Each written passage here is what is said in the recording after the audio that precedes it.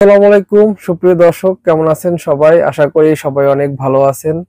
আজকে কুয়েত খাইতান এলাকায় একটি বড় আকারের ট্রাফিক পুলিশ নিরাপত্তা অভিযান পরিচালনা করেছে। অভিযানে 2511টি ট্রাফিক লঙ্ঘন এবং 33 জনকে গ্রেপ্তার করেছে।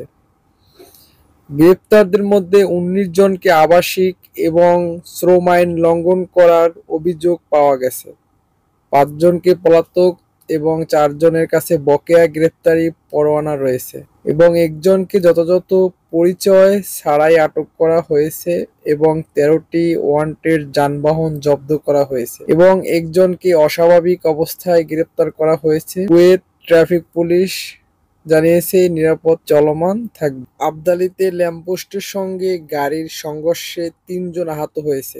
কুয়েত ফায়ার ফোর্স জানিয়েছে যে আবদালিতে ফ্রান্স এলাকায় একটি ল্যাম্পপোস্টের সঙ্গে একটি গাড়ির সংঘর্ষের প্রতিক্রিয়া হয়।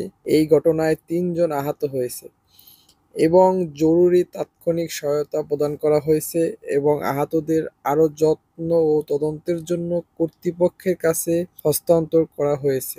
নিরাপত্তা লঙ্ঘনের জন্য 41টি দোকান বন্ধ। কুয়েত জেনারেল ফায়ার ফোর্স জানিয়েছে বিভিন্ন গভর্নরেট জুড়ে 41টি দোকান এবং সুবিধা বন্ধ করে দিয়েছে। এই লঙ্ঘনগুলিকে মোকাবেলা করার জন্য পূর্বে সতর্ক করা সত্ত্বেও এই প্রতিষ্ঠানগুলি ফায়ার লাইসেন্স ছাড়াই কাজ করছে এবং নিরাপত্তা ও অগ্নি প্রতিরোধের প্রয়োজনীয়তাগুলি পূরণ করতে ব্যর্থ হয়েছে, যার কারণে 41টি দোকান বন্ধ ও সুবিধা থেকে বঞ্চিত করা হয়েছে। হাসপাতালে চুরির সঙ্গে জড়িত এক নারী নাগরিককে চুরি করা অভিযোগে আটক করা হয়েছে। মামলার বিস্তারিত প্রকাশ করেছে যে একজন অজ্ঞাত ব্যক্তি হাসপাতালে ঘোরাফেরা ও কর্মচারীদের অফিসে প্রবেশ করে এবং তাদের অনুপস্থিতিতে ব্যক্তিগত জিনিসপত্র চুরি করায় আটক করা হয়েছে। কর্তৃপক্ষ সন্দেহভাজন ব্যক্তিকে একজন